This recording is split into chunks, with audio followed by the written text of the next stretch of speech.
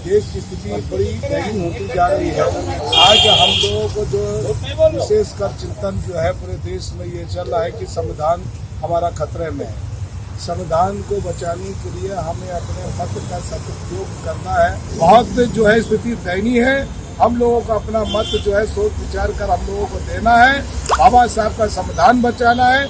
इसके लिए हम लोगों को एकजुटता के साथ पूरे देश में जो है हम लोगों को जो है अपने मत का सदुपयोग करना है। उनके सांसद, उनके विधायक, उनके मंत्री जो संविधान डॉक्टर B.R. अम्बेडकर जी ने दिया है, जनता को प्रदान किया है, गरीबों, मजलूबों, नौजवानों, छात्रों, बेरोजगारों, दलितों, पिछड़ों को जो अधिकार संविधान में प्रदान किए गए हैं, अगर उनको खत्म करने की बात भारतीय जनता पार्टी के लोग करते हैं तो हम उसका विरोध करेंगे। उनकी मंशा को कभी कामयाब नहीं होने देंगे। वर्तमान समय में जो लोकसभा चुनाव हो रहे हैं उसमें कर्मचारी, दलितों, पिछड़ों वर्गों की जो स्थिति है उसमें वोटर बहुत असंतुष्ट है। उसके मन में एक यही भाव है कि क्या संविधान खत्म हो जाएगा, क्या संविधान की कोई रक्षा कर पाएगा कि नहीं कर पाएगा।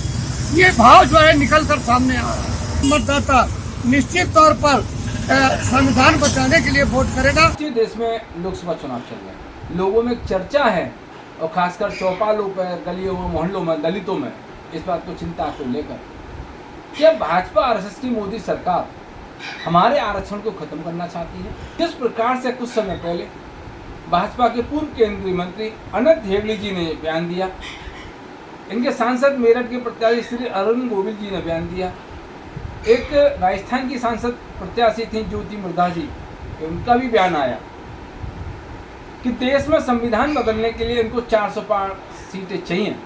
तो मोदी जी बार बार ये कहते हैं कि अब की बार 400 पार, तो उसमें निश्चित ही उनकी गलत मानसिकता झलकती है कि 2/3 बहुमत हासिल करके दलितों के अधिकारों को छीनना, देश में लोकतंत्र को खत्म करना और आम आदमी की अभिव्यक्ति है तो उसको बैन करना।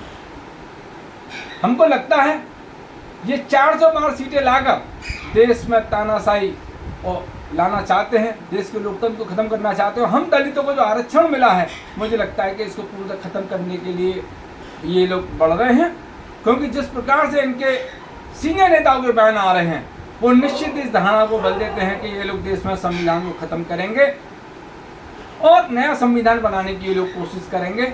आजकल एक नारा बहुत जोर शोर से चल रहा है भाजपा द्वारा, अब की बार 400 पार। साथियों, आपको पता है भाजपा सरकार ये नारा क्यों लगा रही, अब की बार 400 पार।